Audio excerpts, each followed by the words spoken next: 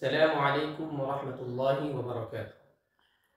আজ আমরা এমন একটি বিষয় নিয়ে কথা বলতে চাচ্ছি, যে ব্যাপারে আমরা অনেকেই মারাত্মক ভ্রান্তি এবং ভুলের মধ্যে রয়েছি। আমরা জানি যে এক ওয়াক্ত নামাজ কাজা করলে 2,88,00,000 বৎসর জাহান্নামের মধ্যে জ্বলতে হবে। আসলে এই কথাটা শায়খুল হাদিস জাকারিয়া রাহমাতুল্লাহি আলাইহি তার ফাজায়েলে আমলের নামাজ অধ্যায়ের মধ্যে ঠিক এভাবে বর্ণনা করেন যে মান তারাকা সলাতা হাত্তা মাযা ওয়াক্তুহা সুম্মা কাযা উযযিবা ফিন নারি হুকবান ওয়াল হুকবু 80 সানাতান ওয়াস সানাতু 360 ইয়াওমান কুল্লু ইয়াওমিন মিকদারুহু আলফ সানা।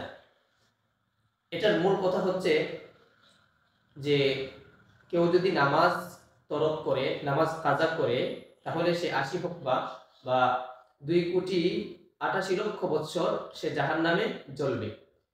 এই কথাটা বলার পরে শায়খুল হাদিস রাহমাতুল্লাহি আলাইহি উনি আবার নিচে এই কথাটাও লিখে দেন যে কাযা ফি মাজালিসিল আবরার, যে এই কথাটা আমি মাজালিসুল আবরার নামক গ্রন্থে আমি এভাবেই পেয়েছি। কুলতু, আর আমার বক্তব্য হলো যে লাম আজিদহু ফি মা ইনদি মিন কুতুবিল হাদিস। আমি জীবনে যত হাদিস পড়েছি, যত হাদিস শুনেছি, বা আমার সামনে যত হাদিসের গ্রন্থ আছে, আমি কোথাও জীবনে এই কথাটা আমি পাইনি, হাদিস হিসাবে আমি পাইনি। তো এই কথাটা মূলত একেবারে ভিত্তিহীন, বানোয়াট এবং জাল একটি কথা, অথচ আমরা আজীবন ধরে এটা শুনে আসতেছি এবং হাদিস হিসাবে এটা আমরা বর্ণনা করছি। তবে এ ব্যাপারে তো নিশ্চিত যে নামাজ এটা অবশ্যই অবশ্যই পালনীয় কর্তব্য, সেটা পালন করতেই হবে এবং শরঈ কোনো ওযর ছাড়া জামাতের সাথে আদায় করতে হবে। কারণ হাদিসের মধ্যে আসছে যে সলাতুল জামাআতি আফদালু মিন সলাতিল ফাজরি বি 27 দাওয়াজা, যে জামাতের নামাজ একাকী নামাজের চাইতে 27 গুণ বেশি, কোনো কোনো বর্ণনায় 25 গুণ বেশি সওয়াব আছে। তো জাহান্নামীদেরকে জিজ্ঞাসা করা হবে যে মা সালাকাকুম ফি সাকার, তোমাদেরকে কোন জিনিস, জাহান্নামে যাওয়ার তো মৌলিক একটা কারণ হবে নামাজ পরিত্যাগ করা, তো তাদেরকে জিজ্ঞাসা হবে কোন জিনিস তোমাদেরকে জাহান্নামে নিয়ে এসেছে। তখন তারা বলবে যে ক্বালু লাম নাকু মিনাল মুসাল্লিন, আমরা মুসল্লি ছিলাম না, আমরা নামাজ পড়তাম না, আমরা নামাজ পরিত্যাগ করতাম। আল-ইয়াযু বিল্লাহ।